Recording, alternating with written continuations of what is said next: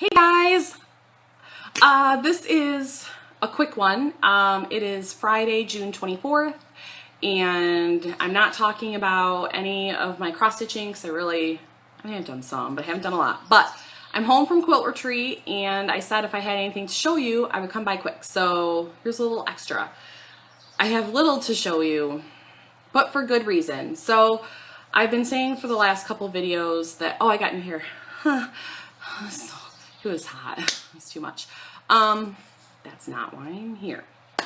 So I had said the last couple videos that I was going to spend my retreat making stuff for my Etsy shop, and that I had an idea for a new project bag, and I was really excited about it. So the first night that I was there, which was Monday night, I put one together. So backing up, like, I don't know, Saturday night, I started actually packing for retreat.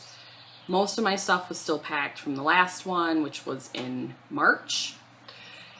And I didn't really know everything that I was going to need. I had a rough idea of how I wanted this bag to look. I had extremely rough measurements, and I didn't plan as well as I would have liked to. So I have lots of fabric, but I wanted to feature the fabric that I have in my Etsy shop because I have a lot of it. I have bolts of fabric in my Etsy shop. So I wanted to use that. One, because I want to move it out so I can bring in some new stuff. I literally don't have any room for any more fabric right now. And two, because at some point I could make, you know, somebody could say, I want you to make me a bag out of this and this and this, and I would have it and it would be fine. So I made 1 yard cuts of several of my bolts of fabric, plus I took like a bunch of just random fat quarters that I had laying around my table because I haven't really done anything with them. So I had probably, I don't know, maybe like 9 1 yard cuts because I have many more bolts than that, and I didn't take everything, but I took like what I had laying around that I had cut for other things. So I had those and the fat quarters. And then when I started, oh, and I had 10 zippers. So my plan was to make 10 bags, different colored zippers. So I was going to have to play with my colors to make them match. So I got there and I made my first bag, and if any of you belong to Stitch Mania on Facebook, you saw it. I posted a picture of it. It was, I don't have it to show you now. What's it tell you? We'll get more to that later. So it was Riley Blake fabric. I think it was the So Charming line, S-E-W, Charming. And it was like the ends of vintage spools of thread.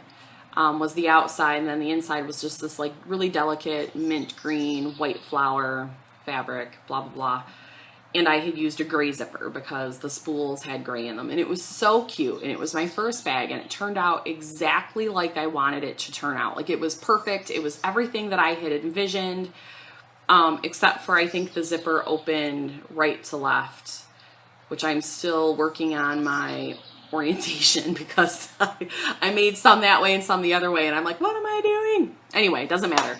So I loved it, and generally when I make something and I'm going to make several of them, I keep the first one for myself. It's kind of like keeping the first dollar that you make and, you know, framing the dollar on the wall. So I keep it.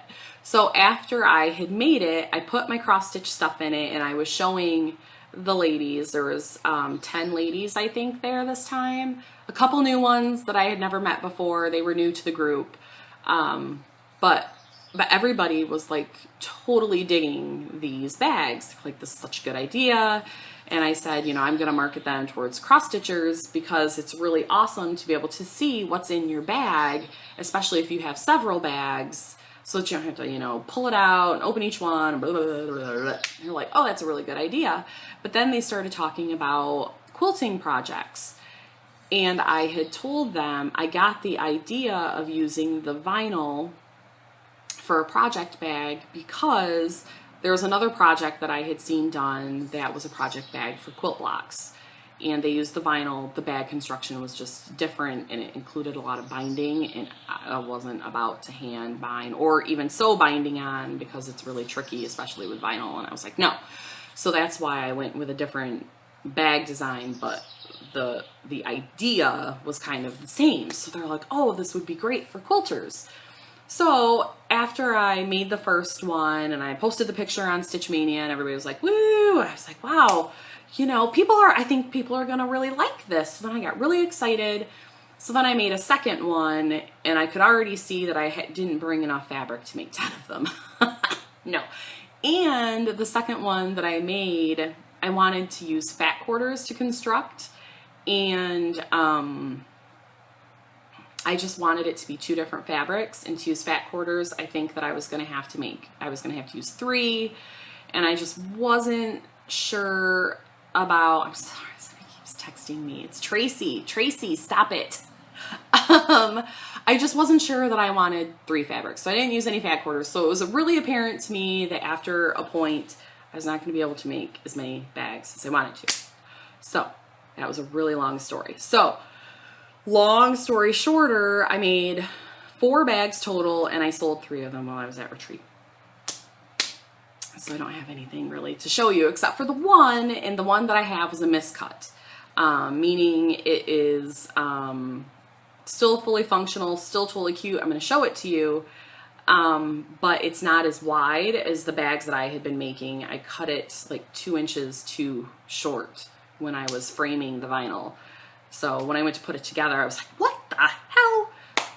Yeah, but it's still really cute. So I'm going to show you this is how it functions and how it works, and I'm excited, and I need to put all the stuff in it so you can see what fits in it. Give me a second. Because that one, the first one that I had made, the second one that I was making, one of the ladies said, I want to buy that when you're done with it. I was like, okay, no pressure. So I put it all together and she bought it. And then the next day I had made another one, and one of the ladies was like, can I buy that one? And I said, sure. And then the first one that I made, like as we were packing up and leaving, one of the ladies was like, is that one for sale? And it had all my stuff in it. And I was like, well, it can be. And she said, yeah, I'd like to buy that. So I took all my stuff out of it and gave it to her. But this is the one that I had left. So like I said, this one is not as wide. It should come out, you know, like this. So using your imagination, but even if I miscut them all and just made this a size, there's an 11 by 11 Q-snap in here. This is going to be the biggest size that I make. So normally, my tape measure, they would be about 12 by 16, maybe. That's what I'm going to say, roughly. With stuff in it, I have not obviously laid it out. Roughly 12 by 16. This one is more like 12 by 14. Not even. I would say more like 12 by 12. But there's an 11 by 11 Q-snap in here, and 2 of my project envelopes, and some extra stuff. So it opens. Here is my project. I was working on Plum Street Samplers, 12 Days of Christmas. Not a whip update. But that just came out of there. The stuff that I took, oh, there's a Just Cross Stitch magazine that I put in there. My pattern. There is short hair problems. This project bag, which is where I keep my Plum Street samplers. And then I had taken another project, which was my Lizzie Kate Promise Me. So all of that fit into this miscut bag. It is this one, and I'm making them all different, but this one, this fabric, and the inside fabric matched, and then this top part and the back all had these little dots on them. Pretty cute, purples, greens, and teals, and then a teal zipper. This was it. I made it. Pretty fun, right?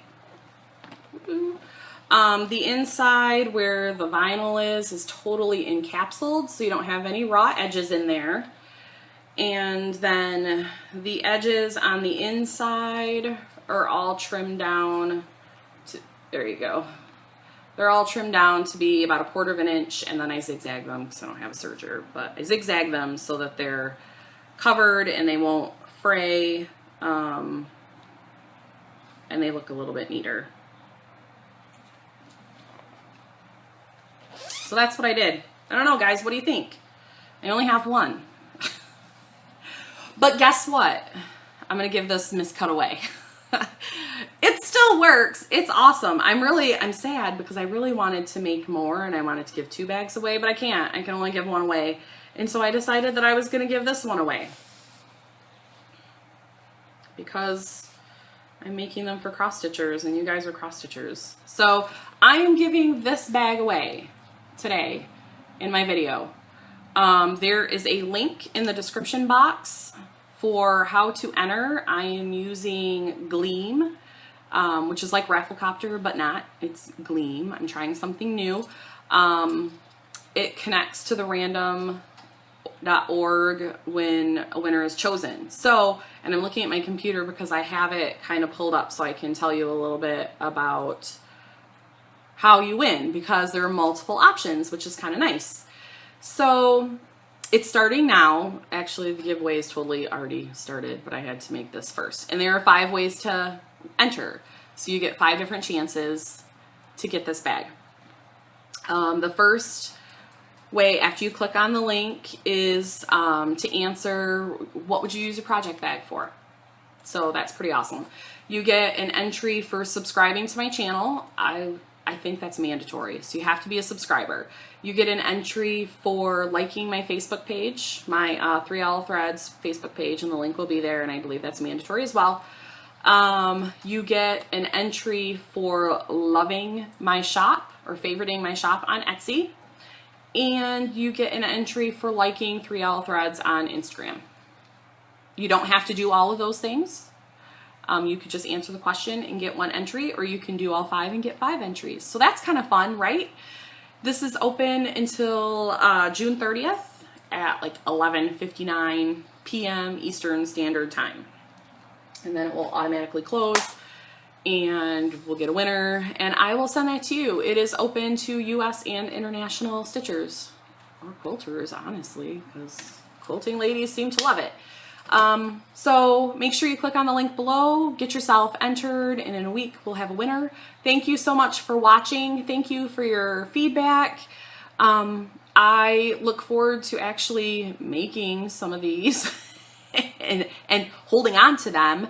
To be honest, I have to make 6 for the boutique that the innkeeper runs. She has a boutique on site because she is also an artist and she quilts and she sews and she paints and she does all sorts of things, and she has her own little boutique, and she told me, I want you to make some of these because I want to, I think they'll sell well in my shop. So I have to make her like 6 of those, and then I have to make some for my Etsy shop still, and I'm already overwhelmed and I haven't even done anything with them yet. And I think it's just the possibilities kind of overwhelms me because I love this bag so much. So hopefully you guys too.